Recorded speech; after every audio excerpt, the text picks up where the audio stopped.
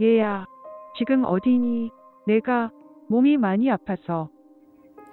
한 중년 여성이 문자도 남겨보고 전화도 해봤지만 상대방은 받지 않는데요. 결국 여성은 어린아이를 데리고 집 밖을 나섭니다. 그런데 한 상가 건물 앞에서 딱 마주친 세 남녀. 여성은 다정한 커플을 쏘아보며 잔뜩 화가 나는데요. 대체 이들과는 무슨 일이 있었던 걸까요? 자, 부모님을 대신해서 직접 남동생을 고발한다는 누님의 제보입니다. 네, 이 누님 40대 여성이시고요. 이 남동생이 있는데 학창 시절부터 좀 말썽을 좀 부렸던 모양입니다. 그런데 이 제보자의 남동생이 12년 전에 갑자기 아래로 뛰동갑인 여성과 사고를 쳐서 속도 위반으로 결혼을 했고 세 자녀까지 낳고 살고 있었다라는 거예요. 근데 한 2년 전에 이제 이 아내와 이혼을 해야겠다라고 해서 아이는 내가 대신 다 키우겠다라고 식구들한테 통보를 했다는 거죠. 이윤즉슨 이제 이 여성이 너무 어린 나이에 결혼을 해서 나도 나의 삶을 좀 찾고 싶다 이런 얘기를 했다는 건데 그걸 고스란히 받아들여줬고 그래서 전처한테 그럼 앞으로 잘 너의 새로운 인생을 살아봐라 라면서 필라테스 학원을 이 동생이 턱 차려줬고요. 그리고 자녀가 셋이나 되는데 예. 이혼한 아내로부터 양육비는 절대 일자를 받지 않기로 그렇게 약속을 했답니다. 뭐 이렇게 쓸데없이 통이 커 이렇게. 사실 장사가 꽤 잘 됐습니다. 이 남동생이 자영업을 하는데 월 수입이 800만 원 정도 됐다고 해요. 근데 문제는 바빠서 이 세 자녀를 돌볼 시간이 없었던 겁니다. 결국 지방에 계시는 70대 부모님에게 부탁을 했는데 일을 그만두고 올라와 주시면 월급을 넉넉하게 드릴 테니까 애들을 좀 돌봐달라고 부탁을 한 거였습니다. 처음엔 부모님도 거절을 했다가 결국 일도 그만두고 이사를 오셨는데요. 남동생에게는 초등학생 아들 2명 그리고 4살 딸이 있었는데 한참 손이 많이 갈 때였습니다. 부모님은 밥부터 학교 등원의 하원까지 거의 집안 살림을 모두 도맡아서 도와주셨다고 합니다. 엄마, 내가 돈 왕창 드릴 테니까 우리 애들 3명 좀 키워줘. 자, 그런데 그런 부모님이 남동생하고 합가를 한 뒤로 부모님한테서 뭔가 변화가 있었다는 겁니다. 실제 제보자 이 따님 누님의 얘기 들어보시죠. 점점 애를 엄마 아빠한테 맡기고 집을 안 들었다는 거예요. 그래서 저는 돈을 많이 벌려고 그러나 이런 생각을 하고 있었는데 이제 엄마랑 만나면 엄마가 물건을 살 때 계속 넣었다 뺐다를 반복한다든지 아빠가 옷에 구멍이 나 있는데 아빠 왜 그 구멍 난 거 입어? 옷 사지 그래? 막 이런 얘기를 하면 아빠가 알아서 할게 이런다든지 엄마 아빠 행색이 조금씩 초라해지는 게 보이는 거예요. 이제 아빠가 아빠 적금을 깨고 엄마도 엄마 적금을 깨고 그러면 버티시는 거예요. 너무 짜증난다 진짜.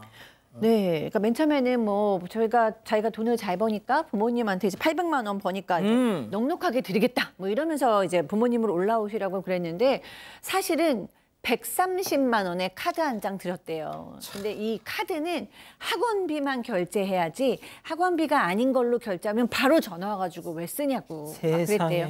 130만 원도 첫째 아이 50만 원, 둘째 아이 50만 원, 셋째는 어리니까 30만 원 이렇게 생활비를 책정한 거라고 하는데 이게 말이 안 되죠. 그럼 부모님은 굶습니까? 네, 부모님 생활비도 필요하고, 네, 그다음에 이 본인도 밥 다 먹잖아요, 집에서. 그런데 이렇게 생활비를 적게 주는 거예요. 그러니까 어머님, 아버님께서 생활이 어려우시니까 불가능하니까 어머니께서는 오전에 상가 건물 청소를 나가시고 아버지께서는 야간에 경비를 나가셨다는 거예요. 이렇게 해도 부족해서 결국 부모님의 적금을 깨면서 사셨다고 합니다. 이게 아들이야, 이게 왼수지? 네, 부모님도 생활비가 너무 적으니까 더 줘야 된다고 얘기를 했지만 몇 번이고 이야기를 했습니다. 하지만 남동생은 요즘 장사가 안 돼서 400만 원도 못 번다. 이 전처 필라테스 학원 차려줘. 대출금 갚아야 된다. 이러면서 돈이 없다고 했습니다. 그러더니 투잡이라도 뛰겠다더니 일하느라 바쁘다고 한 달 동안 집에 들어오지 않은 거예요. 그런데 이때 70대 어머니는 극심한 스트레스를 받아서 대상포진까지 걸렸고 병원에 가려고 아들에게 몇 번이나 전화를 했지만 무시를 당했다고 합니다. 당시 아빠도 없던 상황이어서 결국 엄마는 막내 손녀를 끌어안고 병원에 갔는데요.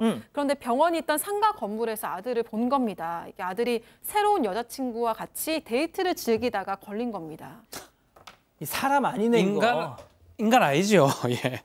근데 알고 보니까 거짓말하고 새 여자친구랑 데이트를 하고 같이 살고 있었다고 합니다, 동거. 자기 새끼 자기가 키워야지. 그러니까요. 문제는 이 새 여자친구 전처는 12살 어렸는데 이 사람은 10살 어린 연하였다고 하고요. 아마 이 새 여자친구도 아마 좀 애교 부리는 스타일이야. 빵 집에 보냈어야 하는데 이렇게 얘기를 하면서 안 가려고 했다라고 얘기를 합니다. 그리고 오빠야가 너무 다정했어요. 저희 사귄 기념으로 불가땡 사줬고요. 100일 선물로 구땡 가방 사줬어요. 그리고 그러면서 만났는데 하는 말이 혹시 아이 낳으면 시부모가 다 봐주는 거 맞죠? 이렇게 얘기를 했다고 합니다. 양 변호사님 진짜 제가 좀 감정이입이 되는 것이 저는 진짜 죄송합니다. 아이들 이렇게 막 퍼질러 낳고 이게 진짜 부모한테 다 육아 맡기는 사람들 너무 싫어 진짜. 너무 너무 무책임하고 지금 또 그러고 싶다라는 거 아니에요? 너무 황당하죠. 이제 이 사연자분 저희한테 이제 사연 보내신 분도 이번에는 부모님 대신 찾아가서 너 도대체 왜 그래 정신 차려고 했더니 남동생이 한다는 소리가 네가 뭔데 집안일에 간섭을 하냐? 너는 결혼했으니까 출가 외인이니까 집안일에 간섭하지 말라라는 거예요. 아니 이게 지금 자기 버르장머리도 없네. 아니 자기 부모님 아니 결혼하게 되면 뭐 친정 부모님은 부모님이 아닙니까? 부모님 얘기하는 거잖아요. 그래서 이제 답답해서 양육비라도 저 전체한테 가서 받아와라 그랬더니 자존심 상하게 이제 와서 그럴 수 없다라는 거예요. 부모님은 지금 고생을 하고 계신데 그러면서 아니 할아버지 할머니가 애들 돌보는 게 뭐가 문제냐라고 얘기를 했다라는 거예요. 그래서 남들도 다 그렇게 산다라는 거예요. 주변에 어떤 인간들만 있는 거예요. 그래서 이 사연자분이 지금 어머니 매일 울고 그리고 뭐 네 집 지키는 개가 된 기분이라고까지 말씀하셨다면서 세상에. 정말 뼈 있는 말을 했잖아요. 거기다 대놓고 한다는 얘기가 내 앞에서는 우리 엄마가 안 울던데 이런 얘기를 나이를 먹긴 먹은 걸까요? 저 남동생이란 사람은? 세상에 어머님이 지금 매일 우신답니다. 자 그럼 별별 상담소 오늘의 궁금증 짚어보죠.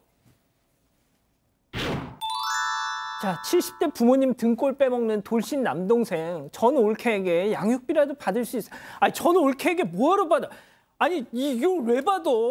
이 아들놈 이상한 그래? 그러니까요. 죄송합니다. 그 양육비는 아마 이혼하는 과정에서 합의를 봤을 가능성이 없습니다. 뭐 지금 변경 청구도 가능한데 전 올케 잘못이 아니잖아요. 아니죠. 이 아들이 줘야죠. 그러니까. 아들이 해야 될 일을 이제 하니까 부모님이 지금 올케한테 소송하기에는 좀 시간이 걸리고 만약 하려면 소송 구조는 이 지금 아들이 전처한테 이제 소송하는 건데 지금 합의 봤다면 또 그것도 쉽지 않은 상황이거든요. 뭐 사정이 변경됐다면 청구 가능하지만 지금 상황에서는 모든 책임은 돌싱인 이 남동생이 져야 되는 상황입니다. 자, 양 변호사님도 짧게 좀 부탁드릴게요. 이게 법의 문제는 아닌 것 같고요. 그러니까. 아버님, 어머님이 결단을 내리셔야 돼. 지금 인질극의 피해자가 된 겁니다. 맞습니다. 손주들을 인질로 삼아서 맞아요. 아버님, 어머님 정말 피땀을 지금 긁어내고 있는 거예요. 진짜 인질 딱 좋은 표현이십니다, 교수님.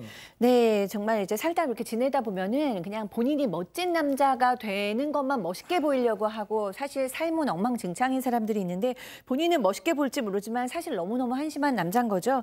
여기서 지금 가장 보호받아야 되는 사람들은 첫 번째로 아이들이고 두 번째로는 부모님이고 그다음에 전 뭐 부인이라던가 지금 여자친구라던가 본인이라던가 이런 데 먹고 쓰고 쇼핑하는데 지금 쓸 때가 아니잖아요.